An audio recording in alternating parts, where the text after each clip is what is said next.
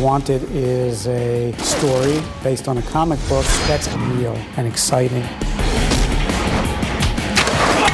The 14-year-old boy in me was really like, yes, I'm going to do this cool action comic book adaptation film thing.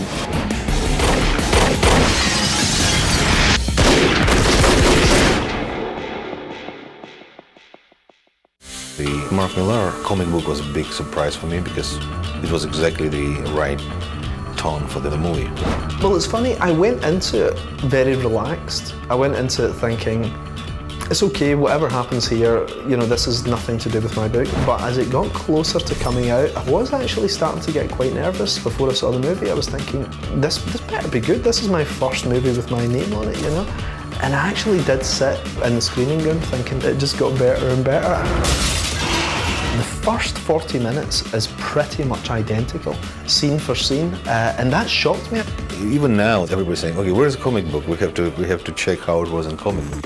Yeah, I didn't expect it to be like that. I thought it would take a few things, but captions were voiceovers, dialogue was lifted straight from the book, and I was so pleased to see that. Visually, what was interesting in comic book was voiceover and Wesley's voice, because it was an interesting combination between ordinary life of the ordinary person and very brave and smart and sarcastic voiceover. And this combination created the energy and tension for the whole movie.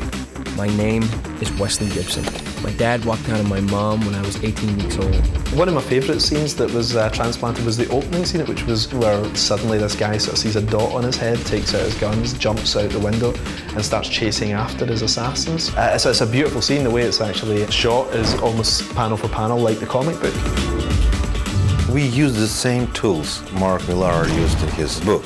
It's a combination between humor and violence, because together it becomes very entertaining and smart. But another thing that was great as well was there was a few scenes that maybe I only had a couple of panels to play with because you don't really have a lot of room in a comic book, that they fleshed out and made into cool big scenes, like this gigantic chase sequence.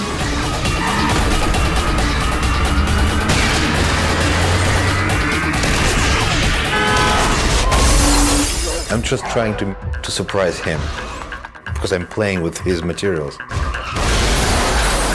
One of my favourite scenes from the book is the scene where James gets to use his powers for the first time, and it's just the idea that somebody is so good they can shoot the wings off flies. And it's one of those scenes, it's actually a really pivotal moment, because it's like the moment where Spider-Man realises what he can do, or Superman can jump off a building or whatever. You know, you see them use their powers for the first time. Shoot the wings off the flies. I really think you have me mixed up with somebody.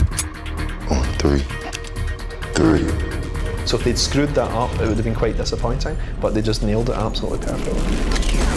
This moment where Wesley's quitting his job, in the movie it's a great moment where Wesley picks up his computer keyboard and smacks it off somebody's face, and you just see teeth flying through the air and the keys forming a lovely sweary word that is also the title of this particular chapter. So there's all these little Easter eggs, you know, that fans of the book will be able to sort of pick up on and see these little clues that civilians won't recognise, you know. That is so realistic. But the movie is identical in tone. The exploding heads with bullets passing through them and everything, all that cool stuff from the book, it's all there.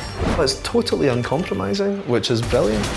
But it's a genuine risk because, you know, if you do an R-rated movie, you are immediately telling a section of society, sorry, you know, this is too cool for you, you can't get in, you know. It's brave, entertaining, it's edgy. We've spared no expense in the design of the film to make it stunning and bizarre and original. And I was all like, yeah, that's going to be exciting. And it is, and it's great. Mark Millar and I, we have the same language, even if his accent and my accent is just totally different, and sometimes it's very difficult to understand each other. What did you say?